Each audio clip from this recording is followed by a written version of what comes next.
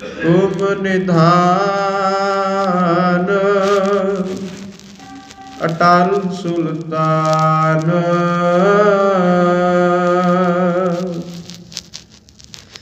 जीव जंत सब जाचै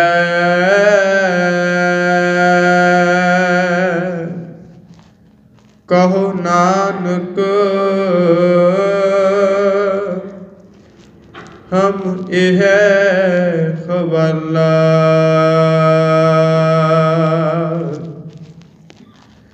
राख संतन कै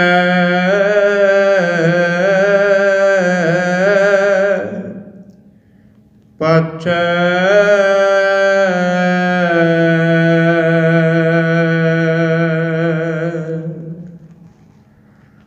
परम सम्मानयोग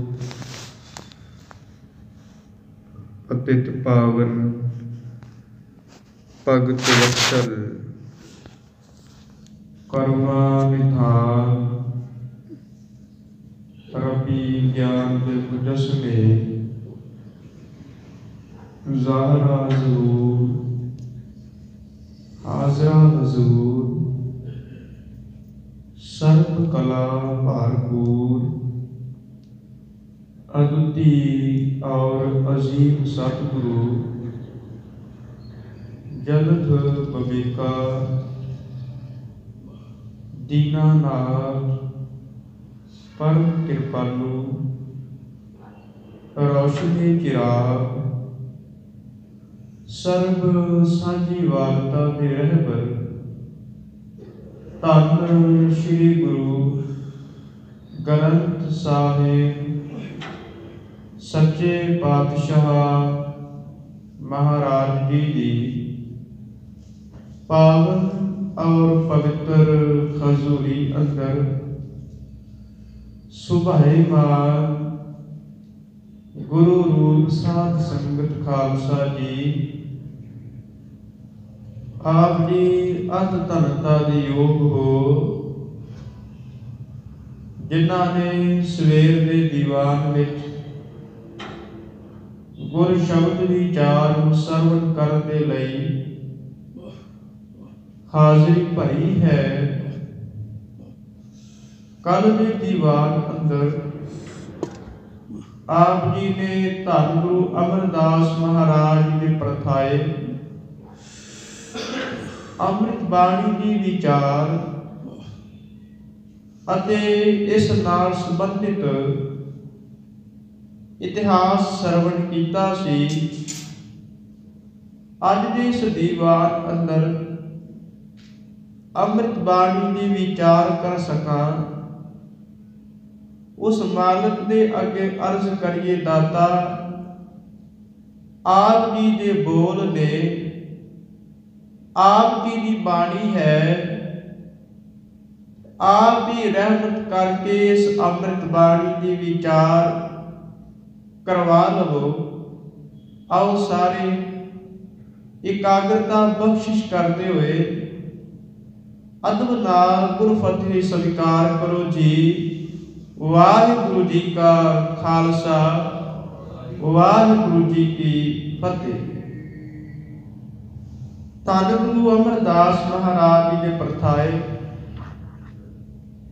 कल दे दीवान अंदर आप जी ने विचार श्रवण की सी कि गुरु अमरदास महाराज जी शब्द नूं विरोलण वाले ने मथन वाले ने रिड़कण वाले ने ते उन्हां ने सहज का घोड़ा बनाया है ते जत दी काठी बनाई है। फिर सतगुरु धन गुरु अंगद साहिब महाराज जी की शरण दे विच बासर के दी धरती तो खडोर साहिब किस ढंग दे नाल आउंदे ने गुरु की लगन उन्होंने किवें लगती है ये भी आप जी ने सरवण किया सी कि बीबी अमरो जी ने मारू राग दे विचों शब्द उचारण किया सी। करनी कागत मन बसवाणी बुरा भला कोई लेख पए ज्यों ज्यों किरत चलाए त्यों चलिए तो गुण नाई अंत हरे चित चेतुस की ने बावरे हर बिसल तेरे गुण गलिया। ये सारा शब्द सुनने तो बाद गुरु अंगद साहब महाराज ਨੂੰ ਮਿਲਣ ਦੀ ਇੱਛਾ ਪੈਦਾ ਹੋ ਗਈ, ਪਿਆਸ ਲੱਗ ਗਈ ਤੇ ਬੀਬੀ ਜੀ ਨੂੰ ਨਾਲ ਲੈ ਕੇ ਖਡੂਰ ਸਾਹਿਬ ਦੀ ਧਰਤੀ ਤੇ ਪਹੁੰਚ ਗਏ ਸਨ। ਉਹਨਾਂ ਨੇ ਕਈ ਸਾਲਾਂ ਤੱਕ ਸੇਵਾ ਕੀਤੀ ਤੇ ਜਦੋਂ ਗੁਰੂ ਅੰਗਦ ਸਾਹਿਬ ਮਹਾਰਾਜ ਜੀ ਨੇ ਆਪਣਾ ਤਖਤ ਗੁਰੂ ਅਮਰਦਾਸ ਮਹਾਰਾਜ ਜੀ ਨੂੰ ਸੌਂਪਿਆ, ਗੱਦੀ ਤੇ ਬਿਰਾਜਮਾਨ ਕੀਤਾ ਤੇ ਇੱਕ ਗੱਲ ਕਹੀ ਸੀ, ਪੁਰਖਾ ਤੁਸੀਂ ਗੋਇੰਦਵਾਲ ਸਾਹਿਬ ਦਾ ਨਗਰ ਵਸਾਉਣਾ ਹੈ। ਉੱਥੋਂ ਦਾ ਇੱਕ ਸੱਜਣ ਹੈ ਜਿਸ ਦਾ ਨਾਮ ਹੈ ਭਾਈ ਗੋਇੰਦਾ, ਉਸ ਨੂੰ ਗੋਂਦਾ ਵੀ ਆਖਿਆ ਜਾਂਦਾ ਹੈ। ਉਹਦੀ ਕੁਝ ਜ਼ਮੀਨ ਸੀ, ਧਰਤੀ ਦਾ ਟੁਕੜਾ ਸੀ ਤੇ ਲੋਕਾਂ ਦੇ ਵਿੱਚ ਵਹਿਮ ਇਹ ਸੀ, ਆਪਸ ਦੇ ਵਿੱਚ ਲੋਕ ਗੱਲਾਂ ਕਰਦੇ ਸਨ ਕਿ ਜਿਹੜੀ ਭਾਈ ਗੋਇੰਦੇ ਦੇ ਕੋਲ ਜ਼ਮੀਨ ਹੈ, ਧਰਤੀ ਹੈ, ਉਸ ਧਰਤੀ ਤੇ ਭੂਤਾਂ ਦਾ ਪ੍ਰੇਤਾਂ ਦਾ ਨਿਵਾਸ ਹੈ। ਇਸ ਕਰਕੇ ਉਸ ਧਰਤੀ ਦੇ ਉੱਤੇ ਕਿਸੇ ਦਾ ਰਹਿਣਾ ਵਸਣਾ ਯੋਗ ਨਹੀਂ ਹੈ, ਠੀਕ ਨਹੀਂ ਹੈ। ਭਾਈ ਗੋਇੰਦੇ ਨੇ ਤੰਗ ਆ ਕੇ ਦੁਖੀ ਹੋ ਕੇ ਧੰਨ ਗੁਰੂ ਅਮਰਦਾਸ ਮਹਾਰਾਜ ਜੀ ਨੂੰ ਬੇਨਤੀ ਕੀਤੀ ਹੈ। ਕਹਿਣ ਲੱਗਾ, ਮਹਾਰਾਜ ਜਿਹੜੀ ਮੇਰੀ ਧਰਤੀ ਹੈ ਉਸ ਬਾਰੇ ਲੋਕ ਬੜੇ ਵਹਿਮਾਂ ਭਰਮਾਂ ਦੇ ਵਿੱਚ ਪਏ ਹੋਏ ਨੇ, ਭੂਤਾਂ ਪ੍ਰੇਤਾਂ ਦੀਆਂ ਲੋਕ ਗੱਲਾਂ ਕਰਦੇ ਨੇ ਤੇ ਮੈਂ ਚਾਹੁੰਦਾ ਉਸ ਧਰਤੀ ਨੂੰ ਸਦਾ ਦੇ ਵਾਸਤੇ ਗੁਰੂ ਘਰ ਦੇ ਲੇਖੇ ਲਾ ਦਿੱਤਾ ਜਾਏ। ਉੱਥੇ ਪਰਮਾਤਮਾ ਦੇ ਪਿਆਰੇ ਵਸਣ, ਉੱਥੇ ਪਰਮਾਤਮਾ ਦੀਆਂ ਗੱਲਾਂ ਹੋਣ। ਤੇ ਗੁਰੂ ਅੰਗਦ ਸਾਹਿਬ ਮਹਾਰਾਜ ਜੀ ਨੇ ਬਾਬਾ ਅਮਰਦਾਸ ਜੀ ਨੂੰ ਹੁਕਮ ਕੀਤਾ ਸੀ, ਪੁਰਖਾ ਉਸ ਨਗਰ ਨੂੰ ਵਸਾਉਣਾ ਹੈ। ਤੇ ਗੁਰੂ ਅਮਰਦਾਸ ਮਹਾਰਾਜ ਜੀ ਨੇ ਉਸ ਨਗਰ ਨੂੰ ਵਸਾਉਣਾ ਆਰੰਭ ਕੀਤਾ ਤੇ ਨਾਮ ਉਸਦਾ ਭਾਈ ਗੋਇੰਦੇ ਦੇ ਨਾਮ ਤੋਂ ਰੱਖਿਆ ਗੋਇੰਦਵਾਲ, ਕਿ ਗੋਇੰਦੇ ਦੀ ਧਰਤੀ ਸੀ। ਗੋਇੰਦੇ ਨੇ ਭੇਟਾ ਕੀਤੀ ਸੀ। ਧੰਨ ਗੁਰੂ ਅਮਰਦਾਸ ਸੱਚੇ ਪਾਤਸ਼ਾਹ ਜੀ ਉਸ ਧਰਤੀ ਦੇ ਉੱਤੇ ਵਸ ਗਏ ਨੇ। ਉਹਨਾਂ ਨੇ ਜੋ ਸ਼ਬਦ ਵਰਤੇ ਨੇ, ਘੋੜਾ ਕੀਤੋ ਸਹਿਜ ਦਾ ਜਥ ਕੀਓ ਪਲਾਨ, ਤਣਕ ਚੜਾਇਓ ਸੱਚ ਦਾ ਜਸ ਹੰਦਾ ਮਾਣ। ਉਹਨਾਂ ਦੇ ਇਤਿਹਾਸ ਦੇ ਵਿੱਚੋਂ ਇਸ ਸ਼ਬਦ ਦੀ, ਇਸ ਪੌੜੀ ਦੀ ਵਿਆਖਿਆ ਸਾਨੂੰ ਮਿਲ ਜਾਏਗੀ ਕਿ ਉਹਨਾਂ ਨੇ ਜੱਤ ਨੂੰ ਕਿਵੇਂ ਆਪਣੀ ਕਾਠੀ ਬਣਾਇਆ। ਧੰਨ ਗੁਰੂ ਅਮਰਦਾਸ ਮਹਾਰਾਜ ਜੀ ਨੇ ਸੰਸਾਰ ਦੇ ਵਿੱਚ ਪ੍ਰਕਾਸ਼ ਕਿਵੇਂ ਕੀਤਾ ਹੈ। ਅਕਬਰ ਵਾਲੀ ਘਟਨਾ ਤੇ ਆਪ ਜੀ ਨੇ ਸਰਵਣ ਕੀਤੀ ਹੋਵੇਗੀ ਕਿ ਅਕਬਰ ਕਿਸੇ ਕੰਮ ਦੇ ਸਿਲਸਿਲੇ ਦੇ ਵਿੱਚ ਲਾਹੌਰ ਜਾ ਰਿਹਾ ਸੀ ਤੇ ਲਾਹੌਰ ਜਾਂਦਿਆਂ ਜਾਂਦਿਆਂ ਰਸਤੇ ਦੇ ਵਿੱਚ ਗੋਇੰਦਵਾਲ ਸਾਹਿਬ ਰੁਕਿਆ। ਗੋਇੰਦਵਾਲ ਸਾਹਿਬ ਆ ਕੇ ਪੰਗਤ ਵਿੱਚ ਬੈਠ ਕੇ ਜਦੋਂ ਪ੍ਰਸ਼ਾਦਾ ਛਕਿਆ, ਹੈਰਾਨੀ ਇਸ ਗੱਲ ਦੀ ਹੋਈ ਕਿ ਮਸੀਤ ਮਸਜਿਦ ਮੈਂ ਵੀ ਜਾਂਦਾ, ਮੰਦਰ ਦੇ ਵਿੱਚ ਹਿੰਦੂ ਧਰਮ ਦੇ ਵੀਰ ਵੀ ਜਾਂਦੇ ਨੇ, ਪਰ ਜੋ ਇੱਥੇ ਸਾਰਿਆਂ ਦੇ ਨਾਲ ਇਨਸਾਫ ਤੇ ਨਿਆਂ ਹੋ ਰਿਹਾ ਹੈ ਉਹ ਕਿਸੇ ਮੰਦਰ ਦੇ ਵਿੱਚ, ਕਿਸੇ ਮਸਜਿਦ ਦੇ ਵਿੱਚ ਨਹੀਂ ਹੋ ਰਿਹਾ। ਇੱਕੋ ਹੀ ਪੰਗਤ ਲੱਗੀ ਹੋਈ ਹੈ ਤੇ ਭਾਵੇਂ ਇੱਥੇ ਜਿਹੜਾ ਵੀ ਆਉਂਦਾ ਹੈ, ਕੋਈ ਨਸਲ ਵਾਲਾ, ਰੰਗ ਵਾਲਾ, ਜ਼ਾਤ ਵਾਲਾ, ਅਮੀਰ ਆਉਂਦਾ ਹੈ, ਗਰੀਬ ਆਉਂਦਾ ਹੈ, ਸਾਰੇ ਇੱਕੋ ਥਾਂ ਤੇ ਬੈਠ ਕੇ ਪ੍ਰਸ਼ਾਦਾ ਛਕ ਰਹੇ ਨੇ। ਉਸ ਤੋਂ ਬਾਅਦ ਜਦੋਂ ਖੁਸ਼ ਹੋਇਆ, ਪ੍ਰਸੰਨ ਹੋਇਆ ਤੇ ਗੁਰੂ ਅਮਰਦਾਸ ਮਹਾਰਾਜ ਜੀ ਨੂੰ ਇਹ ਵੀ ਬੇਨਤੀ ਕੀਤੀ, ਸਤਿਗੁਰੂ ਜੀ ਮੇਰੇ ਕੋਲ ਧਰਤੀ ਹੈ, ਮੈਂ ਭਾਰਤ ਵਰਸ਼ ਦਾ ਰਾਜਾ ਹਾਂ ਤੇ ਜੇ ਤੁਹਾਨੂੰ ਧਰਮਸ਼ਾਲਾ ਦੇ ਵਾਸਤੇ ਜ਼ਮੀਨ ਚਾਹੀਦੀ ਹੋਵੇ ਤਾਂ ਲੈ ਲਵੋ। ਅੱਗੋਂ ਗੁਰੂ ਅਮਰਦਾਸ ਮਹਾਰਾਜ ਕਹਿੰਦੇ, ਜਿਹੜਾ ਪੰਥ ਗੁਰੂ ਨਾਨਕ ਸਾਹਿਬ ਨੇ ਚਲਾਇਆ ਹੋਇਆ ਇਹ ਕੁਝ ਸਾਲਾਂ ਦੇ ਤੱਕ ਖਤਮ ਨਹੀਂ ਹੋ ਜਾਣਾ। ਇਹ ਜੁਗਾਂ ਜੁਗਾਂ ਤੱਕ ਚੱਲਣ ਵਾਲਾ ਅਟਲ ਪੰਥ ਹੈ ਤੇ ਆਉਣ ਵਾਲੇ ਸਮੇਂ ਦੇ ਵਿੱਚ ਜੇ ਤੇਰੀਆਂ ਪੀੜ੍ਹੀਆਂ ਤਖਤ ਉੱਪਰ ਬੈਠਣਗੀਆਂ ਤੇ ਇਹ ਵੀ ਗੱਲਾਂ ਕਰਨਗੀਆਂ, ਜਿਹੜੀ ਗੋਇੰਦਵਾਲ ਦੀ ਧਰਤੀ ਦੇ ਆਲੇ ਦੁਆਲੇ ਜ਼ਮੀਨ ਹੈ ਉਹ ਸਾਡੇ ਬਾਦਸ਼ਾਹ ਅਕਬਰ ਦੀ ਸੀ। ਬਾਦਸ਼ਾਹ ਅਕਬਰ ਨੇ ਭੇਟਾ ਵਜੋਂ ਗੁਰੂ ਅਮਰਦਾਸ ਮਹਾਰਾਜ ਜੀ ਨੂੰ ਦਿੱਤੀ ਸੀ। ਤੇ ਬਾਅਦ ਵਿੱਚ ਜਦੋਂ ਉਹਨਾਂ ਦਾ ਝਗੜਾ ਹੋ ਗਿਆ, ਲੜਾਈ ਹੋ ਗਈ, ਤੇ ਹੋ ਸਕਦਾ ਉਹ ਧਰਤੀ ਨੂੰ ਮੰਗਣ ਲੱਗ ਪੈਣ ਕਿ ਉਹ ਧਰਤੀ ਸਾਡੀ ਸੀ, ਸਾਨੂੰ ਵਾਪਸ ਦੇ ਦਿਓ। ਗੁਰੂ ਅਮਰਦਾਸ ਮਹਾਰਾਜ ਕਹਿੰਦੇ ਨੇ ਸੰਗਤ ਦੀ ਕਿਰਪਾ ਔਰ ਅਕਾਲ ਦੀ ਕਿਰਪਾ ਦੇ ਨਾਲ ਸਾਡੇ ਕੋਲ ਸਭ ਕੁਝ ਹੈ। ਕਿਸੇ ਇੱਕ ਬੰਦੇ ਦੀ ਧਰਤੀ ਲੈ ਕੇ ਆਪਾਂ ਉੱਥੇ ਕਬਜ਼ਾ ਨਹੀਂ ਕਰਨਾ ਚਾਹੁੰਦੇ। ਧੰਨ ਗੁਰੂ ਅਮਰਦਾਸ ਸੱਚੇ ਪਾਤਸ਼ਾਹ ਜੀ ਨੇ ਅੱਜ ਗੋਇੰਦਵਾਲ ਸਾਹਿਬ ਦੀ ਨਗਰੀ ਵਸਾਈ ਹੈ। ਤੇ ਜਿਹੜੇ ਜ਼ਾਤ ਅਭਿਮਾਨੀ ਬ੍ਰਾਹਮਣ ਲੋਕ ਨੇ, ਸਿੱਖਾਂ ਨੂੰ ਖੂਹ ਦੇ ਉੱਤੋਂ ਧੱਕੇ ਮਾਰ ਕੇ ਭਜਾ ਦਿੰਦੇ ਨੇ।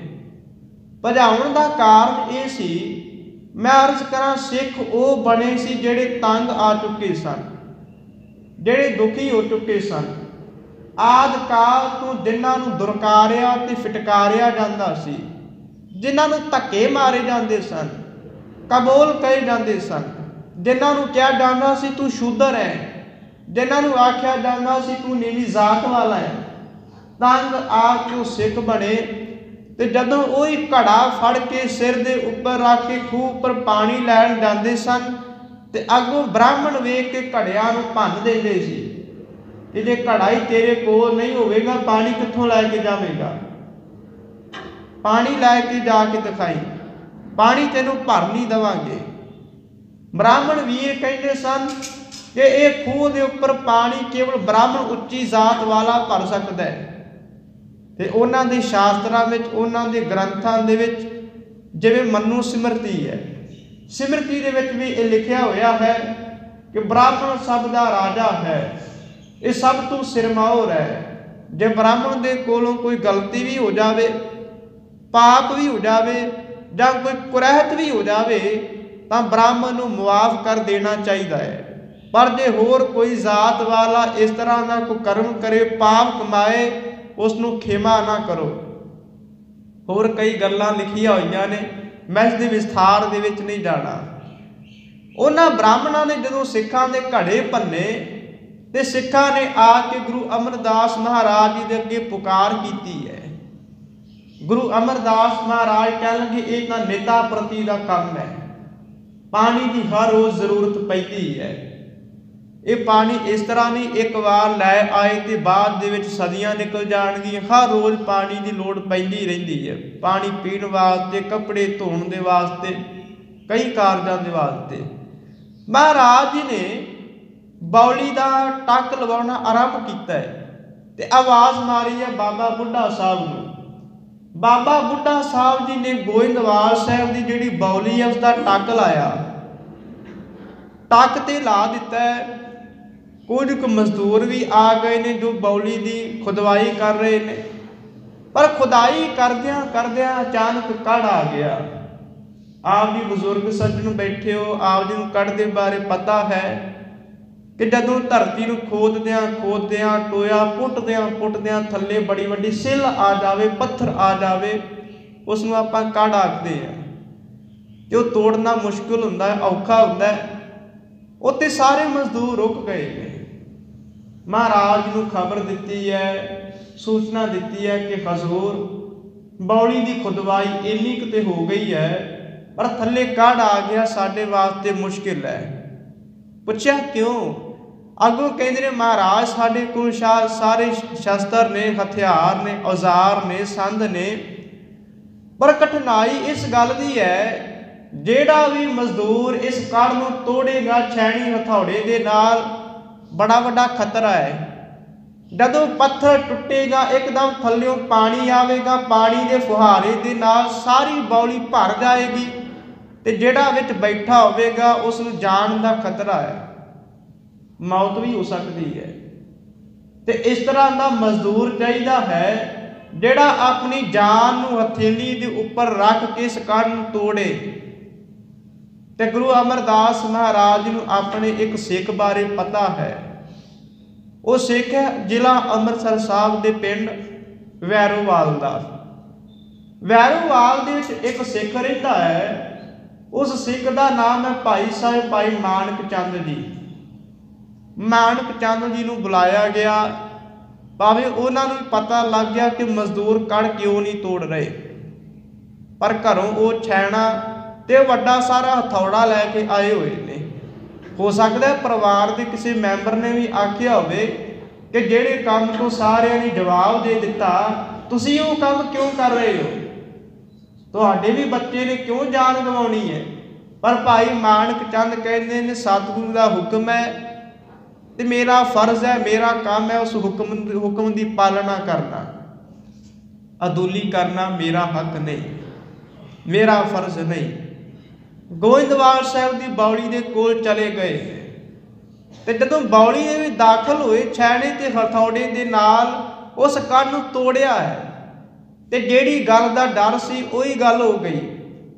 ਪਾਣੀ ਸਾਰਾ ਬਾਉਲੀ ਦੇ ਵਿੱਚ ਭਰ ਗਿਆ, ਇੱਕਦਮ ਫੁਹਾਰਾ ਉੱਠਿਆ ਤੇ ਭਾਈ ਮਾਣਕ ਚੰਦ ਜੀ ਉਸ ਬਾਉਲੀ ਦੇ ਪਾਣੀ ਦੇ ਵਿੱਚ ਡੁੱਬ ਗਏ। ਕੁਝ ਸਮੇਂ ਦੇ ਬਾਅਦ ਸਰੀਰ ਉੱਪਰ ਆ ਗਿਆ ਤੇ ਜਿਹੜੇ ਬਾਉਲੀ ਦੇ ਆਸ-ਪਾਸ ਵੇਖਣ ਵਾਲੇ ਸੱਜਣ ਸਨ, ਸੰਗਤ ਸੀ, ਲੋਕ ਸੀ, ਹੈਰਾਨ ਹੋ ਗਏ, ਕਈ ਡਰ ਗਏ, ਕਈ ਮਨ ਦੇ ਵਿੱਚ ਪਛਤਾਵਾ ਕਰ ਰਹੇ ਨੇ ਕਿ ਭਾਈ ਮਾਣਕ ਚੰਦ ਨੂੰ ਕਿਉਂ ਆਪਾਂ ਆਖਿਆ ਕਿ ਬਾਉਲੀ ਦਾ ਕਣ ਤੁਸੀਂ ਤੋੜੋ। ਉਹਨਾਂ ਨੂੰ ਇਵੇਂ ਲੱਗ ਰਿਹਾ ਸੀ ਜਿਵੇਂ ਇਹਨਾਂ ਦੀ ਮੌਤ ਹੋ ਗਈ ਹੈ। ਉਸ ਤਰ੍ਹਾਂ ਕਿਸੇ ਦਾ ਸਰੀਰ ਪਾਣੀ ਦੇ ਉੱਪਰ ਆਉਂਦਾ ਨਹੀਂ ਤੇ ਲੱਗ ਰਿਹਾ ਕਿ ਜਿਵੇਂ ਇਹਨਾਂ ਦੀ ਮੌਤ ਹੋ ਗਈ। ਮਹਾਰਾਜ ਨੂੰ ਵੀ ਖਬਰ ਦਿੱਤੀ ਗਈ ਤੇ ਜਿਹੜੇ ਭਾਈ ਮਾਣਕ ਚੰਦ ਨੂੰ ਤੁਸੀਂ ਹੁਕਮ ਕੀਤਾ ਸੀ, ਉਹ ਭਾਈ ਮਾਣਕ ਚੰਦ ਜੀ ਬਹੁਤ ਸੰਕਟ ਵਿੱਚ ਨੇ, ਦੁੱਖ ਵਿੱਚ ਨੇ। ਮਹਾਰਾਜ ਜੀ ਨੇ ਕੁਝ ਸੇਵਕਾਂ ਨੂੰ ਹੁਕਮ ਦੇ ਕੇ ਭਾਈ ਮਾਣਕ ਚੰਦ ਜੀ ਦੇ ਸਰੀਰ ਨੂੰ ਬਾਉਲੀ ਦੇ ਵਿੱਚੋਂ ਬਾਹਰ ਕਢਵਾਇਆ। ਬਾਹਰ ਕਢਵਾ ਕੇ ਵੱਡੇ ਵੱਡੇ ਵੈਦਾਂ ਨੂੰ, ਹਕੀਮਾਂ ਨੂੰ ਬੁਲਾਇਆ ਗਿਆ ਤੇ ਭਾਈ ਮਾਣਕ ਚੰਦ ਦੇ ਸਰੀਰ ਨੂੰ ਪੁੱਠਾ ਕਰਕੇ, ਟੇਢਾ ਕਰਕੇ, ਉਲਟਾ ਕੇ ਪਹਿਲਾਂ ਤੇ ਪਾਣੀ ਕੱਢਿਆ ਗਿਆ ਛਾਤੀ ਵਿੱਚੋਂ, ਪੇਟ ਵਿੱਚੋਂ। ਉਸ ਤੋਂ ਬਾਅਦ ਢੰਗ ਦੇ ਨਾਲ ਵੈਦਾਂ ਨੇ ਜੜੀਆਂ ਬੂਟੀਆਂ ਦੇ ਨਾਲ ਇਲਾਜ ਕੀਤਾ ਹੈ। ਕੁਝ ਦਿਨ ਗੁਜ਼ਰੇ ਨੇ, ਵਾਪਰੇ ਨੇ। ਇੱਕ ਤੇ ਅਕਾਲ ਪੁਰਖ ਦੀ ਕਿਰਪਾ ਹੈ, ਦੂਜੀ ਗੁਰੂ ਅਮਰਦਾਸ ਮਹਾਰਾਜ ਜੀ ਦੀ ਕਿਰਪਾ ਹੈ ਤੇ ਤੀਜਾ ਭਾਈ ਮਾਣਕ ਚੰਦ ਜੀ ਦਾ ਪਰਉਪਕਾਰ ਤੇ ਸੇਵਾ ਭਾਵਨਾ ਹੈ, ਜਿਸ ਕਰਕੇ ਕੁਝ ਦਿਨਾਂ ਦੇ ਵਿੱਚ ਉਹ ਤੰਦਰੁਸਤ ਹੋ ਗਏ, ਫਿਰ ਅਰੋਗ ਹੋ ਗਏ, ਸੰਗਤਾਂ ਦੇ ਵਿੱਚ ਆ ਕੇ ਖਲੋ ਗਏ ਤੇ ਇੱਕ ਉਦਾਹਰਨ ਵੀ ਪੇਸ਼ ਕੀਤੀ, ਮਿਸਾਲ ਵੀ ਰੱਖ ਦਿੱਤੀ ਕਿ ਜਿਹੜਾ ਆਪਣੀ ਜਾਨ ਨੂੰ ਗੁਰੂ ਦੇ ਵਾਸਤੇ ਸਮਰਪਿਤ ਹੋ ਕੇ ਸੇਵਾ ਕਰਦਾ ਹੈ, ਉਸ ਨੂੰ ਮੌਤ ਵੀ ਮਾਰ ਨਹੀਂ ਸਕਦੀ। ਹਜ਼ੂਰ ਕਈ ਵਾਰ ਬਾਣੀ ਦੇ ਵਿੱਚ ਇਹ ਫਰਮਾਨ ਕਰਦੇ ਨੇ, ਪ੍ਰਭ ਭਾਵੈ ਬਿਨ ਸਾਸ ਤੇ ਰੱਖ ਹੈ। ਜੇ ਪਰਮਾਤਮਾ ਨੂੰ ਭਾ ਜਾਏ, ਚੰਗਾ ਲੱਗੇ ਤੇ ਕਈ ਵਾਰ ਬਿਨਾਂ ਸਾਹਾਂ ਤੋਂ ਵੀ ਉਹ ਰੱਖ ਲੈਂਦਾ ਹੈ। ਆਪਾਂ ਕਹਿੰਦੇ ਹਾਂ ਸਵਾਸ ਖਤਮ ਹੋ ਗਈ ਸੀ, ਉਮਰ ਇਸ ਦੀ ਖਤਮ ਹੋ ਗਈ ਸੀ, ਪਰ ਮਹਾਰਾਜ ਕਹਿੰਦੇ ਫਿਰ ਕੀ ਹੋਇਆ, ਸਵਾਸ ਦੇਣ ਵਾਲਾ ਵੀ ਤਾਂ ਉਹੀ ਹੈ, ਹੋਰ ਸਵਾਸ ਦੇ ਸਕਦਾ ਹੈ, ਉਮਰ ਵਧਾ ਸਕਦਾ ਹੈ। ਤੇ ਗੁਰੂ ਅਮਰਦਾਸ ਸੱਚੇ ਪਾਤਸ਼ਾਹ ਜੀ ਦੇ ਇਤਿਹਾਸ ਬਾਰੇ ਜਾਣ ਰਹੇ ਆ ਕਿ ਗੋਇੰਦਵਾਲ ਸਾਹਿਬ ਦੀ ਧਰਤੀ ਨੂੰ ਉਹਨਾਂ ਨੇ ਕਿਵੇਂ ਵਸਾਇਆ ਤੇ ਕਿਵੇਂ ਉਹ ਤਖਤ ਦੇ ਉੱਪਰ ਸੁਭਾਏਮਾਨ ਹੁੰਦੇ ਨੇ। ਇੱਕ ਤੇ ਜ਼ਾਤ ਪਾਤ ਦਾ ਜੋ ਵੱਡਾ ਕੋੜ ਸੀ, ਜੋ ਵੱਡਾ ਔਗਣ ਸੀ, ਮਹਾਰਾਜ ਨੇ ਉਹ ਖਤਮ ਕਰਨ ਦਾ ਯਤਨ ਕੀਤਾ ਹੈ। ਇਹ ਮਹਾਰਾਜ ਜੀ ਦੀ ਬੜੀ ਵੱਡੀ ਦੇਣ ਹੈ ਕਿ ਪਹਿਲਾਂ ਪਰਦਾ ਪ੍ਰਥਾ ਨੂੰ ਖਤਮ ਕੀਤਾ, ਜੋ ਕਿ ਇਸਤਰੀਆਂ ਘੁੰਡ ਕੱਢਦੀਆਂ ਸਨ। ਜਦੋਂ ਕਿਸੇ ਬਜ਼ੁਰਗ ਨੇ ਆਉਣਾ ਜਾਂ ਕਿਸੇ ਵੀ ਵੱਡੇ ਨੇ ਲੰਘਣਾ ਤੇ ਅੱਗੋਂ ਘੁੰਡ ਕੱਢ ਲੈਣਾ, ਬਾਜ਼ਾਰ ਵਿੱਚੋਂ ਨਿਕਲਣਾ, ਜਾਣਾ ਤੇ ਘੁੰਡ ਕੱਢ ਕੇ ਜਾਣਾ। ਪਰ ਗੁਰੂ ਅਮਰਦਾਸ ਮਹਾਰਾਜ ਜੀ ਕਈ ਵਾਰ ਰਾਜੇ ਦੀਆਂ ਰਾਣੀਆਂ ਨੂੰ ਵੀ ਇਹ ਕਿਹਾ ਕਰਦੇ ਸਨ ਕਿ ਰਾਣੀ ਤੇ ਹੋ ਗਈ, ਅਜੇ ਤੱਕ ਸ਼ਰਮ ਨਹੀਂ ਤਿਆਗੀ, ਅਜੇ ਤੱਕ ਹਯਾ ਨਹੀਂ ਤਿਆਗੀ। ਹਯਾ ਦੀ ਤਿਆਗ ਦੇਵੇ ਤੇ ਪਰਮਾਤਮਾ ਤੇਰੇ ਸਨਮੁਖ ਹੋ ਜਾਵੇ। ਧੰਨ ਗੁਰੂ ਅਮਰਦਾਸ ਸੱਚੇ ਪਾਤਸ਼ਾਹ ਜੀ ਨੇ ਪਹਿਲਾਂ ਪਰਦੇ ਦੀ ਪ੍ਰਥਾ ਖਤਮ ਕੀਤੀ ਹੈ ਤੇ ਬਾਅਦ ਦੇ ਵਿੱਚ ਜ਼ਾਤ ਪਾਤ ਦਾ ਖੰਡਨ ਕਰਨ ਦੇ ਵਾਸਤੇ ਮਹਾਰਾਜ ਜੀ ਕਈ ਕੌਤਕ ਗੋਇੰਦਵਾਲ ਸਾਹਿਬ ਦੀ ਧਰਤੀ ਤੇ ਵਸਾਉਂਦੇ ਨੇ। ਇੱਕ ਘਟਨਾ ਆਪ ਜੀ ਦੇ ਨਾਲ ਸਾਂਝੀ ਕਰਨੀ ਹੈ। ਗੁਰੂ ਅਮਰਦਾਸ ਮਹਾਰਾਜ ਜੀ ਲੰਗਰ ਦੀ ਪ੍ਰਥਾ ਚਲਾ ਰਹੇ ਨੇ, ਜਿਵੇਂ ਗੁਰੂ ਨਾਨਕ ਸਾਹਿਬ ਨੇ ਲੰਗਰ ਦੀ ਪ੍ਰਥਾ ਆਰੰਭ ਕੀਤੀ ਹੈ। ਇਹ ਕੋਈ ਵੱਖਰੀ ਪ੍ਰਥਾ ਨਹੀਂ ਹੈ, ਉਹੀ ਪ੍ਰਥਾ ਚੱਲੀ ਆ ਰਹੀ ਹੈ। ਮਹਾਰਾਜ ਜੀ ਲੰਗਰ ਦੀ ਪ੍ਰਥਾ ਆਰੰਭ ਕਰਦੇ ਨੇ ਤੇ ਨਾਲ ਇਲਾਕੇ ਦੇ ਵਿੱਚ, ਨਗਰ ਦੇ ਵਿੱਚ ਇਹ ਵੀ ਐਲਾਨ ਕਰ ਦਿੱਤਾ ਕਿ ਜਿਹੜਾ ਵੀ ਪੰਗਤ ਵਿੱਚ ਆ ਕੇ ਪ੍ਰਸ਼ਾਦਾ ਛਕੇਗਾ ਉਸ ਨੂੰ 1 ਰੁਪਇਆ ਮਿਲੇਗਾ। ਤੇ ਜਿਹੜੇ ਬ੍ਰਾਹਮਣ ਲਾਲਚੀ ਸੀ, ਲੋਭੀ ਸੀ, ਭਾਵੇਂ ਆਪਣੇ ਆਪ ਨੂੰ ਉੱਚੀ ਜ਼ਾਤ ਵਾਲੇ ਅਮੀਰ ਕਹਿਲਾਉਂਦੇ ਸਨ, ਉਹ ਵੀ ਅੱਜ ਲੰਗਰ ਦੇ ਵਿੱਚ ਆ ਗਏ। ਪਹਿਲਾਂ ਕਦੇ ਵਿਖਾਈ ਨਹੀਂ ਸੀ ਦਿੱਤੇ।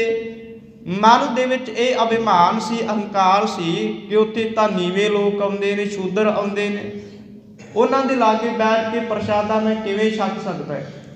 ਪਰ ਜਦੋਂ ਧਨ ਦਾ ਨਾਮ ਆਇਆ, ਪੈਸਿਆਂ ਦਾ ਨਾਮ ਆਇਆ ਕਿ ਲੰਗਰ ਦੇ ਵਿੱਚ ਪ੍ਰਸ਼ਾਦਾ ਵੀ ਮਿਲੇਗਾ, ਨਾਲ 1 ਰੁਪਇਆ ਵੀ ਮਿਲੇਗਾ। 1 ਰੁਪਏ ਦੀ ਉਸ ਸਮੇਂ ਬੜੀ ਕੀਮਤ ਹੈ। ਤੇ ਕਈ ਲਾਲਚੀ ਬ੍ਰਾਹਮਣ ਲੰਗਰ ਵਿੱਚ ਚਲੇ ਗਏ। ਉੱਥੇ ਇੱਕ ਤਪਾ ਰਹਿੰਦਾ ਹੈ ਜਿਸ ਦਾ ਨਾਮ ਹੈ ਹਰੀ ਰਾਮ ਤਪਾ। ਪਹਿਲਾਂ ਮੈਂ ਇੱਕ ਤਪੇ ਦਾ ਜ਼ਿਕਰ ਕੀਤਾ ਸੀ, ਉਸ ਦਾ ਨਾਮ ਸੀ ਸ਼ਿਵਨਾਥ ਤਪਾ। ਇਹ ਦੂਜਾ ਤਪਾ ਹੈ, ਇਸ ਦਾ ਨਾਮ ਹੈ ਹਰੀ ਰਾਮ ਤਪਾ। ਹਰੀ ਰਾਮ ਤਪਾ ਵੀ ਬੜਾ ਅਭਿਮਾਨੀ ਤੇ ਅਹੰਕਾਰੀ ਹੈ। ਉਹ ਅੱਜ ਕਿਸੇ ਸ਼ਰਧਾਲੂ ਦੇ ਘਰ, ਆਪਣੇ ਚੇਲੇ ਦੇ ਘਰ ਪ੍ਰਸ਼ਾਦਾ ਛਕਣ ਚਲਾ ਗਿਆ। ਉੱਥੋਂ ਵੀ ਉਸ ਨੂੰ 1 ਰੁਪਇਆ ਮਿਲਿਆ ਤੇ ਮਨ ਦੇ ਵਿੱਚ ਸੋਚ ਰਿਹਾ ਸੀ ਮੈਂ ਬੜੀ ਵੱਡੀ ਗਲਤੀ ਕਰਨੀ ਸੀ ਜੇ ਮੈਂ ਗੁਰੂ ਅਮਰਦਾਸ ਜੀ ਦੇ ਲੰਗਰ ਵਿੱਚ ਚਲਾ ਜਾਂਦਾ, ਉੱਥੋਂ ਵੀ 1 ਰੁਪਇਆ ਮਿਲਣਾ ਸੀ ਤੇ ਮੇਰੇ ਚੇਲੇ ਦੇ ਘਰ ਦੇ ਵਿੱਚੋਂ ਮੈਨੂੰ 1 ਰੁਪਇਆ ਮਿਲਿਆ। ਮੈਂ ਠੀਕ ਫੈਸਲਾ ਕੀਤਾ ਸੀ। ਤੇ ਜਦੋਂ ਵਾਪਸ ਆ ਰਿਹਾ ਸੀ, ਉਹਨਾਂ ਚਿਰ ਤੱਕ ਲੰਗਰ ਦੇ ਵਿੱਚ ਇੱਕ ਹੋਰ ਐਲਾਨ ਹੋ ਗਿਆ ਕਿ ਜਿਹੜਾ ਵੀ ਲੰਗਰ ਦੇ ਵਿੱਚ ਆ ਕੇ ਪ੍ਰਸ਼ਾਦਾ ਛਕੇਗਾ ਉਸ ਨੂੰ 1 ਰੁਪਇਆ ਨਹੀਂ, ਉਸ ਨੂੰ 5 ਰੁਪਏ ਦਿੱਤੇ ਜਾਣਗੇ। ਤੇ ਬ੍ਰਾਹਮਣ ਦੇ ਮਨ ਦੇ ਵਿੱਚ ਹੋਰ ਲਾਲਚ ਆ ਗਿਆ ਕਿ ਲੰਗਰ ਦੇ ਵਿੱਚ ਚਲੇ ਜਾਣਾ ਚਾਹੀਦਾ ਸੀ, ਪਰ ਇਸ ਨੂੰ ਅਭਿਮਾਨ ਮਾਰ ਰਿਹਾ ਸੀ। ਰਸਤੇ ਦੀ ਰੁਕਾਵਟ ਬਣ ਰਿਹਾ ਸੀ ਕਿ ਪਹਿਲਾਂ ਉੱਥੇ ਗਿਆ ਨਹੀਂ ਸੀ, ਲੋਕ ਕਹਿਣਗੇ। ਜਦੋਂ 5 ਰੁਪਏ ਦਾ ਐਲਾਨ ਹੋਇਆ, ਬੜੀ ਛੇਤੀ ਦੌੜ ਕੇ ਭੱਜ ਕੇ ਆ ਗਿਆ। ਇਸ ਨੇ ਬੜੀ ਤਰਤੀਬ ਸੋਚੀ। ਛੋਟਾ ਜਿਹਾ ਦਾ ਪੁੱਤਰ ਸੀ, ਪੁੱਤਰ ਨੂੰ ਬੁਲਾਇਆ ਤੇ ਬੁਲਾ ਕੇ ਕਹਿੰਦਾ, ਬੇਟਾ ਤੂੰ ਲੰਗਰ ਦੇ ਦਰਵਾਜ਼ੇ ਰਾਹੀਂ ਨਹੀਂ ਜਾਣਾ, ਮੈਂ ਤੈਨੂੰ ਦੀਵਾਰ ਟਪਾ ਦੇਵਾਂਗਾ, ਕੰਧ ਟਪਾ ਕੇ ਅੰਦਰ ਤੈਨੂੰ ਪ੍ਰਵੇਸ਼ ਕਰਵਾ ਦੇਵਾਂਗਾ ਤੇ ਚੁੱਪਚਾਪ ਜਾ ਕੇ ਲੰਗਰ ਦੀ ਪੰਗਤ ਵਿੱਚ ਬੈਠ ਜਾਈ। ਕਿਸੇ ਨੂੰ ਦੱਸੀ ਨਾ ਕਿ ਮੈਂ ਹਰੀ ਰਾਮ ਤਪੇ ਦਾ ਬੇਟਾ ਹਾਂ, ਨਹੀਂ ਤਾਂ ਲੋਕ ਮੇਰਾ ਉਪਹਾਸ ਉਡਾਉਣਗੇ, ਅਪਮਾਨ ਕਰਨਗੇ, ਬਦਨਾਮੀ ਕਰਨਗੇ ਕਿ ਆਪ ਖੁਦ ਨਹੀਂ ਆਇਆ ਤੇ ਬੱਚੇ ਨੂੰ ਭੇਜ ਦਿੱਤਾ। ਬੜਾ ਮਾਇਆ ਦਾ ਲਾਲਚ ਹੈ। ਆਪਣੇ ਬੱਚੇ ਨੂੰ ਦੀਵਾਰ ਟਪਾਉਣ ਲੱਗਾ। ਛੋਟਾ ਜਿਹਾ ਬੱਚਾ, ਅਜੇ ਅੰਗ ਪੈਰ, ਹੱਥ ਪੈਰ ਸਾਰੇ ਬਹੁਤ ਨਰਮ ਜਿਹੇ ਨੇ। ਤੇ ਜਦੋਂ ਬੱਚਾ ਦੀਵਾਰ ਟੱਪਣ ਲੱਗਾ, ਥੱਲੇ ਛਾਲ ਮਾਰਨ ਲੱਗਾ ਤੇ ਲੱਤ ਟੁੱਟ ਗਈ। ਉਸ ਦੇ ਮੁਖ ਦੇ ਵਿੱਚੋਂ ਬੜੀ ਹੂਕ ਜੀ ਨਿਕਲੀ, ਉੱਚੀ ਆਵਾਜ਼ ਜੀ ਨਿਕਲੀ। ਸੰਗਤਾਂ ਦੇ ਵਿੱਚ ਪਤਾ ਲੱਗ ਗਿਆ ਕਿ ਇੱਕ ਬੱਚਾ ਜਿਹੜਾ ਕੰਧ ਟੱਪ ਕੇ ਆ ਰਿਹਾ ਸੀ, ਪਰ ਸੰਗਤਾਂ ਨੇ ਫੜ ਕੇ ਪੰਗਤ ਵਿੱਚ ਬਿਠਾ ਦਿੱਤਾ ਕਿਉਂਕਿ ਬੱਚਾ ਕਹਿ ਰਿਹਾ ਸੀ ਮੈਂ ਲੰਗਰ ਛਕਣ ਵਾਸਤੇ ਆਇਆ। ਸੰਗਤਾਂ ਵਿੱਚੋਂ ਕੁਝ ਸੱਜਣ ਕਹਿ ਰਹੇ ਨੇ, ਬੇਟਾ ਜੇ ਪ੍ਰਸ਼ਾਦਾ ਹੀ ਛਕਣਾ ਹੈ, ਲੰਗਰ ਹੀ ਛਕਣਾ ਹੈ ਤੇ ਇਸ ਤਰ੍ਹਾਂ ਚੋਰਾਂ ਦੀ ਤਰ੍ਹਾਂ ਆਉਣ ਦੀ ਕੀ ਜ਼ਰੂਰਤ ਹੈ, ਕੀ ਲੋੜ ਹੈ, ਦਰਵਾਜ਼ੇ ਰਾਹੀਂ ਆ ਜਾਂਦੇ। ਪਰ ਉਹ ਬੱਚਾ ਕੁਝ ਦੱਸ ਨਹੀਂ ਰਿਹਾ ਕਿ ਮੈਨੂੰ ਕਿਸ ਨੇ ਭੇਜਿਆ ਹੈ, ਮੈਂ ਕਿਸ ਭਾਵਨਾ ਦੇ ਨਾਲ ਆਇਆ। ਉਸ ਬੱਚੇ ਨੂੰ ਪੰਗਤ ਵਿੱਚ ਬਿਠਾ ਦਿੱਤਾ ਤੇ ਨਾਲ ਉਸ ਬੱਚੇ ਨੇ ਇਹ ਵੀ ਦੱਸ ਦਿੱਤਾ ਮੈਂ ਬ੍ਰਾਹਮਣ ਹਾਂ। ਤੇ ਕੁਝ ਜਿਹੜੇ ਸਿੱਖ ਲੰਗਰ ਵਰਤਾ ਰਹੇ ਸਨ, ਉਹਨਾਂ ਨੇ ਇੱਕ ਮੋਹਰ ਦੇ ਦਿੱਤੀ ਕਿਉਂਕਿ ਬਾਅਦ ਵਿੱਚ ਇਹ ਐਲਾਨ ਹੋ ਗਿਆ ਸੀ ਹੁਣ 5 ਰੁਪਏ ਨਹੀਂ, ਜਿਹੜਾ ਬ੍ਰਾਹਮਣ, ਜਿਹੜਾ ਉੱਚੀ ਜ਼ਾਤ ਵਾਲਾ ਲੰਗਰ ਵਿੱਚ ਆ ਕੇ ਪ੍ਰਸ਼ਾਦਾ ਛਕੇਗਾ ਉਸ ਨੂੰ 1 ਸੋਨੇ ਦੀ ਮੋਹਰ ਦਿੱਤੀ ਜਾਏਗੀ। ਉਸ ਬੱਚੇ ਨੂੰ ਵੀ ਸੋਨੇ ਦੀ ਮੋਹਰ ਦੇ ਦਿੱਤੀ ਗਈ। ਉਹ ਬੱਚੇ ਨੂੰ ਕਿਸੇ ਤਰ੍ਹਾਂ ਨਾਲ ਘਰ ਪਹੁੰਚਾ ਦਿੱਤਾ ਗਿਆ। ਹਰੀ ਰਾਮ ਤਪੇ ਨੂੰ ਜਦੋਂ ਪਤਾ ਲੱਗਾ ਕਿ ਲੰਗਰ ਦੇ ਵਿੱਚ ਇਹ ਘਟਨਾ ਵਾਪਰ ਗਈ ਹੈ, ਮੇਰੇ ਬੱਚੇ ਦੀ ਲੱਤ ਟੁੱਟ ਗਈ ਹੈ, ਤੇ ਸਾਰੀ ਸੰਗਤ ਨੂੰ ਵੀ ਪਤਾ ਲੱਗ ਗਿਆ ਹੈ ਕਿ ਹਰੀ ਰਾਮ ਤਪੇ ਦਾ ਬੇਟਾ ਇਹ ਲੜਕਾ ਹੈ, ਤੇ ਬੜਾ ਉਹ ਦੁਖੀ ਹੋ ਰਿਹਾ, ਉਦਾਸ ਹੋ ਰਿਹਾ ਹੈ ਕਿ ਮੈਂ ਬੜੀ ਵੱਡੀ ਗਲਤੀ ਕਰ ਲਈ ਹੈ। ਧੰਨ ਗੁਰੂ ਅਮਰਦਾਸ ਮਹਾਰਾਜ ਸੱਚੇ ਪਾਤਸ਼ਾਹ ਜੀ ਕਈ ਵਾਰ ਆਪਣੀ ਬਾਣੀ ਦੇ ਵਿੱਚ ਲੋਭ ਬਾਰੇ ਜ਼ਿਕਰ ਕਰਦੇ ਨੇ ਤੇ ਧੰਨ ਗੁਰੂ ਗ੍ਰੰਥ ਸਾਹਿਬ ਮਹਾਰਾਜ ਜੀ ਦੀ ਅੰਮ੍ਰਿਤ ਬਾਣੀ ਦੇ ਵਿੱਚ ਹਰੀ ਰਾਮ ਤਪੇ ਦਾ ਵੀ ਜ਼ਿਕਰ ਆਇਆ ਤੇ ਮਹਾਰਾਜ ਜੀ ਉਹ ਸ਼ਬਦ ਦੇ ਵਿੱਚ ਉਚਾਰਨ ਕਰਦੇ ਨੇ, ਤਪਾ ਨਾ ਹੋਵੇ ਅੰਦਰੋਂ ਲੋਭੀ, ਨਿਤ ਮਾਇਆ ਨੂੰ ਫਿਰੈ ਜਜਮਾਲਿਆ, ਅੱਗੋਂ ਦੇ ਸੱਦਿਆ ਸੱਤੈ ਦੀ ਭਿਖਿਆ ਲਏ ਨਾਹੀ, ਪਿੱਛੋਂ ਦੇ ਪਛਤਾਏ ਕਹਿ ਆਨ ਤਪੈ ਪੁੱਤ ਵਿੱਚ ਬਹਾਲਿਆ, ਪੰਚ ਲੋਕ ਸਭ ਹੱਸਣ ਲੱਗੇ, ਤਪਾ ਲੋਭ ਲਹਿਰ ਹੈ ਗਾਲਿਆ, जिथै थोड़ा धन वेखै तिथै तपा भिटै नाही, धन बहुतै डिठै तपै धर्म हारिया। महाराज कहते जिथे थोड़ा जिहा धन वेखदा सी उत्थे अभिमान नूं छड्डदा नहीं सी, धर्म नूं त्यागदा नहीं सी। जिथे बहुत ज़्यादा धन वेख लैंदा सी धर्म नूं बड़ी छेती त्याग दिंदा सी, अभिमान भी उत्ते चूर चूर हो जाता सी। माया इस तरह की मोहनी है। कई बार हजूर इस तरह ही जिक्र करते हैं, माया हुई नागनी जगत रही लपटाए, इसकी सेवा जो करे तिस ही को फिर खाए। धन गुरु अमरदास सच्चे पातशाह जी ये गोइंदवाल साहब की धरती के उत्ते रहमतां वरसा रहे थे, ते बाबा जी ने यही जिक्र किया है कि गुरगद्दी उन्हां नूं प्राप्त हुई है, पर गुरगद्दी प्राप्त होने तो पहला महाराज ने शब्द नूं रिड़किया है। शब्द नूं रिड़क के महाराज ने सहज दा घोड़ा किया है ते जग दी काठी बनाई है, ते परमात्मा दे जस दा धन गुरु अमरदास महाराज ने तीर फड़िया होया है, ते उच्चे आचरण दा महाराज ने कमान पकड़िया होया है। इस ढंग दे नाल संसार दे विच चानना हो गया है, सूरज दा प्रकाश हो गया है। ते अगे धन गुरु रामदास महाराज जी की पौड़ी है, धन धन रामदास गुर जिन सिरिया तिन्ह सवारिया, पूरी हुई करामात आप सिरजनहारै धारिया। दो बार धन शब्द वरतिया, कह लगे हे गुरु रामदास महाराज तुसी धनता दे योग हो, तुसी धनता दे योग हो। क्यों? जिन सिरिया तिन्ह सवारिया। आपां आम तौर ते ये गल करदे हां, इस बेटे दी माता दा नाम ये है, इस बेटे दे पिता दा नाम ये है, उन्हां ने इस बच्चे नूं जन्म दिता है, उन्हां ने संस्कार दिते ने, चंगा पढ़ाया है, लिखाया है, चंगियां आदतां चंगे संस्कार दिते ने। आम तौर पर आपां कहने आ जीवन इसका शिंगारमई हो गया, बड़ा चंगा जीवन है, किसी नूं मिलदा है ते मत्थे वट नहीं पाउंदा, बड़े मिलापड़े जी सुभाव वाला है, मन दे विच क्रोध नहीं, कोई गुस्सा नहीं है। आम तौर पर ये गल्लां आपां करदे आ, पर इत्थे बाबा जी कहते ने धन धन रामदास गुर जिन सिरिया तिन्ह सवारिया। हे गुरु रामदास महाराज तुसी धनता दे योग हो। क्यों?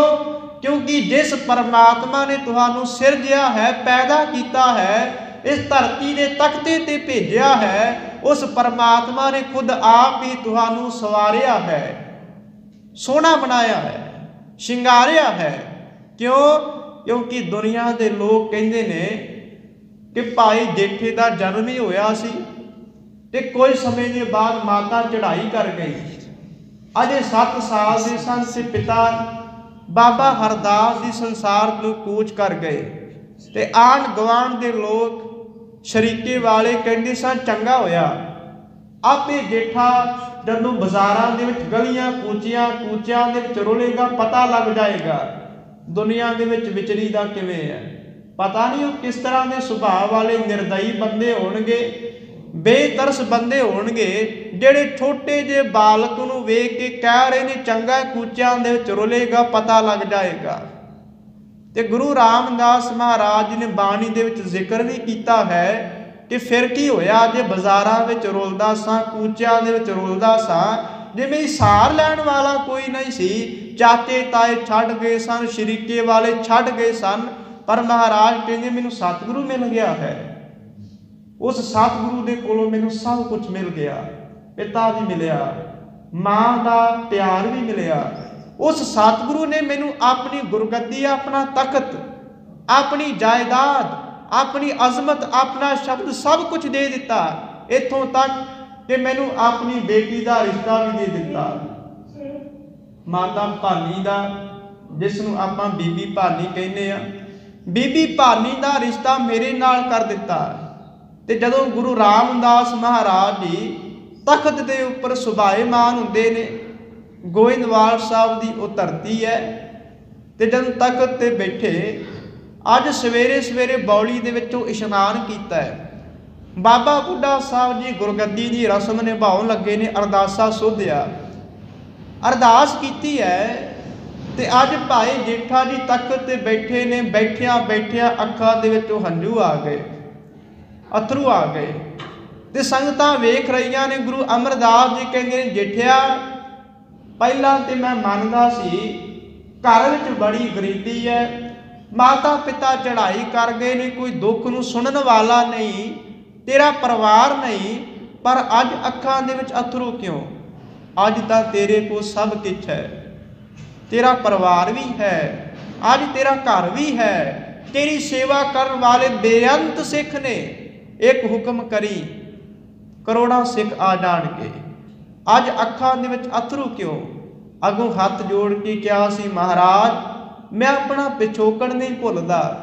लाहौर दे बाजारां में, चूनी मंडी दे कूचियां दे विच मैं रुलदा पिया सा। लोग मैनूं वेख के दरवाजे बंद कर लैंदे सन कि अभागा आ गया, मनहूस आ गया, ये साडे घर दे विच भी आके बद शगन पैदा कर देवेगा, इस दे आउण दे नाल साडे घर विच अपशगन हो जावेगा। हो सकदा है साडे पुत्तर नूं भी कोई रोग लग जाए, साडे घर दे विच भी कोई दुर्घटना वापर जाए, ते लोग घर वड़न नहीं सी दिंदे। ते गुरु रामदास महाराज के बाणी दे विच भी उचारण कर दिता, जो हमरी बिध होती मेरे सतगुरा, साबित तुम हर जानो आपे, हम रुलते फिरते कोई बात ना पूछता, गुर सतगुर संग कीरे हम थापे, धन धन गुरु नानक जन केरा, जित मिले चूके सब सोग संतापे।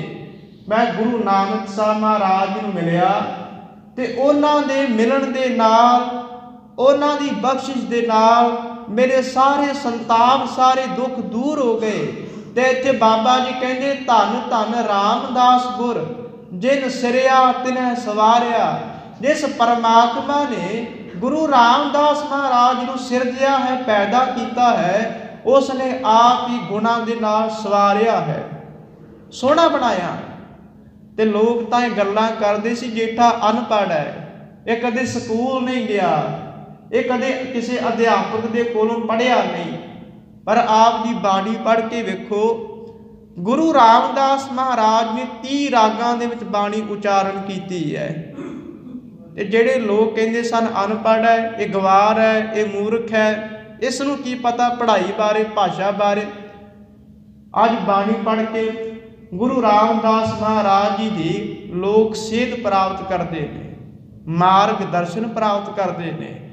ते सिख धर्म के अंदर तो यह मर्यादा ही बन गई है, पक्की ये मर्यादा है कि किसी भी बच्चे ते बच्ची का आनंद कारज होना होवे ते गुरु रामदास महाराज जी के द्वारा उचारण कीतियां होइयां लावां दा पाठ सरवण करके वो आनंद कारज की संपूर्णता होंदी है।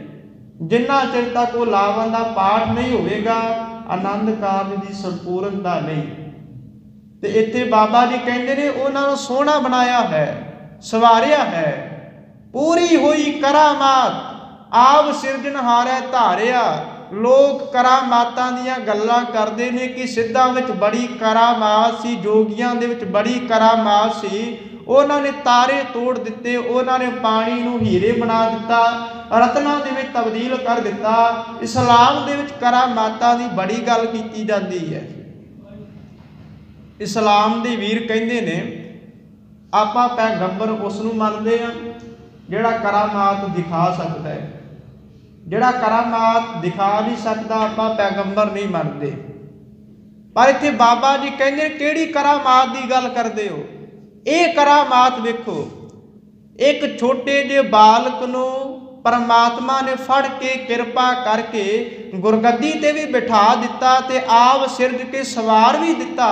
पूरी हुई करामात एक मुकम्मल करामात है, अधूरी करामात नहीं।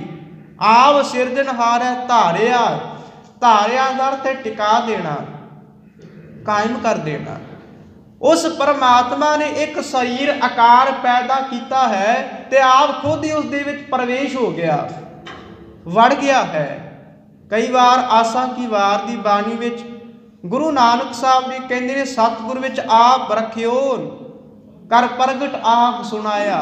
उस अकाल पुरख ने सतगुरु दे विच अपनी जोत नूं रखिया होया है टिकाया होया ते अज गुरु रामदास महाराज जी सतगुरु बन गए ने। उन्हां दे विच परमात्मा ने अपना आपा टिका दिता है। सिक्खी अतै संगति पार ब्रह्म कर नमस्कारिया।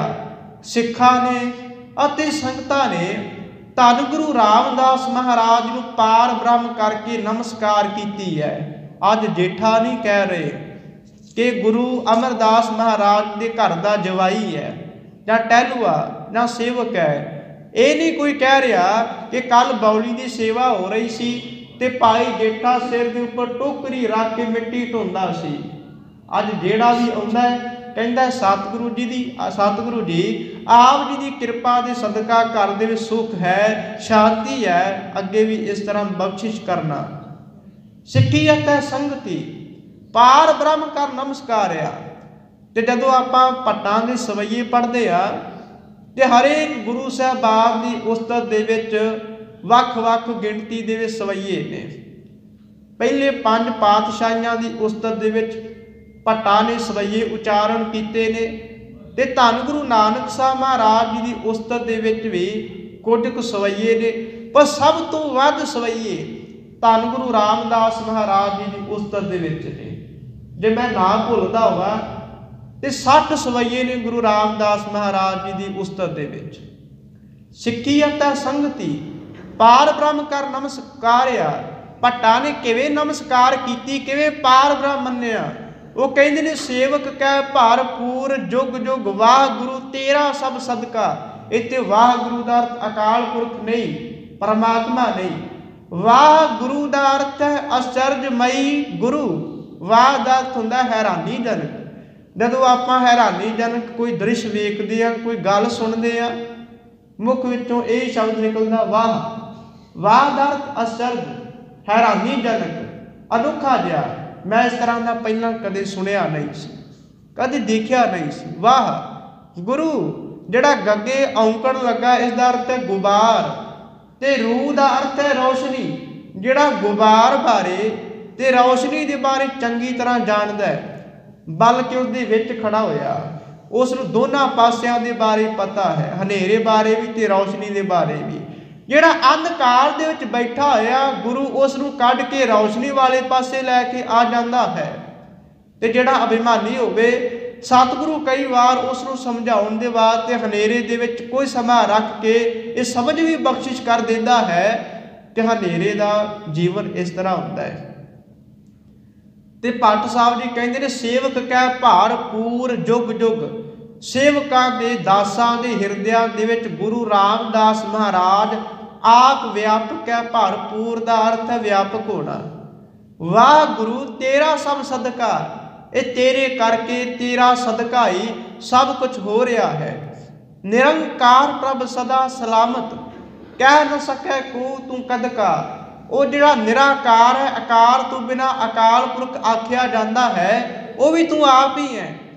निरंकार प्रभ सदा सलामत, कह न सकै को तू कदका।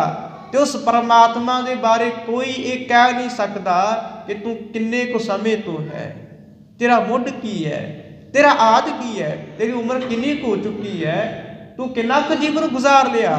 अकाल पुरख नूं ये कोई कह नहीं सकता। निरंकार प्रभ सदा सलामत, कह न सकै को तू कदका। ब्रह्मा विष्णु सिरे तै अगनत, तिन को मोह भया मन मद का। ब्रह्मा विष्णु महेश ये सारे देवते तू आप ही सिरदे हुए ने, पैदा किए हुए ने। तिन को मोह भया मन मद का, पर उन्होंने माया के मोह का करके अपने अहंकार का ही नशा हो गया। वो अपने अहंकार के नशे के विच ही गलतान हो गए, खचित हो गए। ब्रह्मा विष्णु सिरे तै अगनत, तिन को मोह भया मन मद का। 84 लाख जोन उपाई, रिजक दिया सब को तदका। हे गुरु रामदास महाराज, तू आप ही अकाल पुरख हो के इस संसार के अंदर इन्नियां जूना पैदा कीतियां ने। 84 लाख जोन उपाई, रिजक दिया सब को तदका। उन्हां सारियां नूं तू आप रिजक भी देना है, खाना भी देने वाला है। सेवक कह भरपूर जुग जुग वाह गुरु तेरा सब सदका, पर तेरे सदके है। तेरे करके है। सिखा ने ਅਤੇ ਸੰਗਤਾਂ ਨੇ गुरु रामदास महाराज ਨੂੰ पार ब्रह्म करके स्वीकार कर लिया है ਤੇ नमस्कार भी की है। अटल अथाह अतोल तू तेरा अंत ना पारा वारिया। ये 3 शब्द वरते। पहला शब्द है अटल। अटल का अर्थ है अहिल होना, कायम होना, जो कदे बाद विच हिले ना। जे एक थां दे उपर खड़ा है तो एको थां दे उपर स्थिर रहे। पर इस तरह की दुनिया में कोई चीज़ नहीं है। धरती भी स्थिर नहीं। धरती अपने धुरे के दुआले भी घूमती है तो धरती सूरज के दुआले भी घूमती है। चंद्रमा भी धरती की परिक्रमा करता है।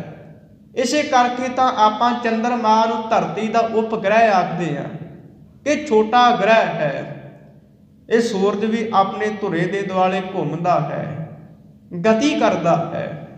इसका अर्थ है हवा स्थिर नहीं, एक थां तो दूजी थां ते वो चलती रहती है, घूमती रहती है। पानी स्थिर नहीं है।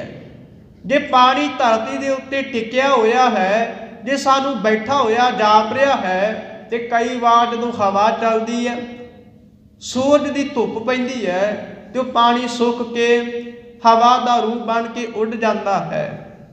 इस तरह अग्नि भी स्थिर नहीं। लकड़ां दे विच अग्नि है, अग बाल देने बल जाती है, पर वो एक थां दे उत्ते अहिल नहीं है। पर हे गुरु रामदास महाराज जी, तुसी एक थां दे उत्ते स्थिर हो, टिके हुए हो, अहिल हो। किवें? जिवें कि भगत ध्रुव दे बारे कहने आ कि अटल भयो ध्रुव जाके सिमरन, हर निर्भय पद पाया। तुसी उस तरह अटल हो, कायम हो गए हो। अगला शब्द है अथा। अथा का अर्थ है तुहाडा कोई था नहीं, तुसी बहुत डूंगे हो। तुहाडी गहराई के बारे आप खोज नहीं कर सकते, आप हाथ नहीं पा सकते, अंत नहीं पा सकते। इसका अर्थ है गुरु रामदास महाराज एक समुंदर की तरह ने ते उन्हां दे गुणां दी गहराई का कोई अंत नहीं, कोई उन्हां दी डूंघाई के बारे पता नहीं है। अतोल तू नाल ये भी कह दिता कि इसका मतलब ये नहीं है कि जे उन्हां दे विच गुण ने तां उन्हां नूं तोलिया जा सकदा, जिवें किसी वस्तु नूं पदार्थ नूं तोलदे आ। किसी लिक्विड चीज़ नूं आपां तोल भी सकते हैं, माप भी सकते हाँ। ते बाबा जी कहते तुसी अतोल हो, तेरा अंत ना पारा वारिया। तेरा अंत ही नहीं है, ना तेरा पारा वार ही है। किसी दरिया का, समुंदर का पता लग सकता है कि धरती के उत्ते है, इन्ना क वड्डा ये समुंदर है, पर महाराज आप जी के बारे तो किसी को कोई पता ही नहीं है। एक शब्द आप जी नाल साझा करने का यत्न करांगा, पर समय की दीवान की संपूर्णता हो चुकी है। कल की दीवार अंदर इस दे नाल संबंधित सवैया आपां साझा करके फिर अगे विचार करने का यत्न करांगे। आप सब संगत हार्दिक धन्नवाद। धन गुरु ग्रंथ साहिब महाराज जी का हार्दिक धन्नवाद। होइयां बेअंत भुलां दी खिमा गुर फतेह स्वीकार करो जी। वाहिगुरू जी का खालसा, वाहिगुरू जी की फतेह।